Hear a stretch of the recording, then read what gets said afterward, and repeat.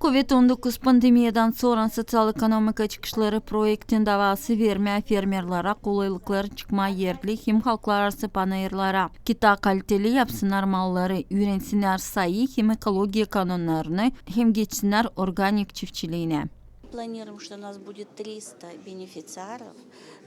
Bizim planlarımızda ne olacak? 300 beneficiar angılarına değini biz hazırladık malların kabını. Hazırlayacağız mahsus kağıtları ki onlar bilsinler sayı temelini, ki onlar bilsinler nice kurma yapmak teknolojisini, ki onlar bilsinler nice kullanma onu. Hepsi o işler ne onlara lazım olacaklar ki ilerletmek kendi biznesine.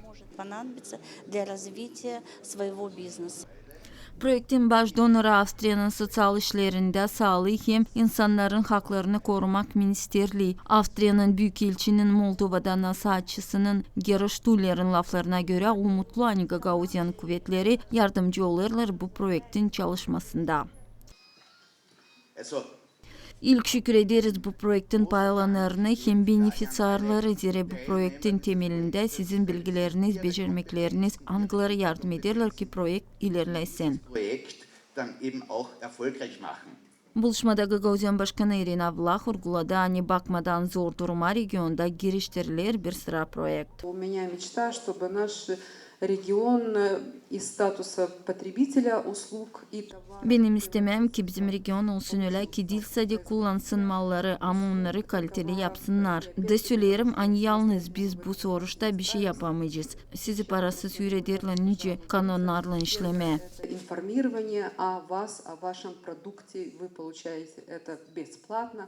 Gagauzyan Çiftçilik Bakanı Andrei Dimitroglu haberledi misafirleri nasıl çiftçi kurumları var regionda. Nelen onlar zanatlanır hem vurguladı hani orta hem küçük çorbacılıklar varınca kullansınlar projekte.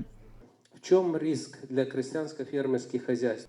Nesi risk var bizim çiftçi kurumlarında onlar karşı gelirler zorluklarla hem birleşmediğiyle yok olaylıkları onları çözmeye.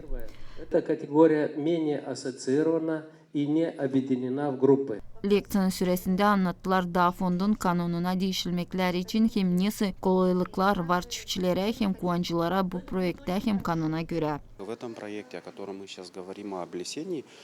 Bu projekte göre varınca dikme adaları mahsus kullanıcılara değini kullanma hem dikme o ağaçları anglarından daha çok bal varınca toplama. Bu Japon saforası, salkım, kat alpı, mahsus o fidanlar angları getirirler büyük fayda.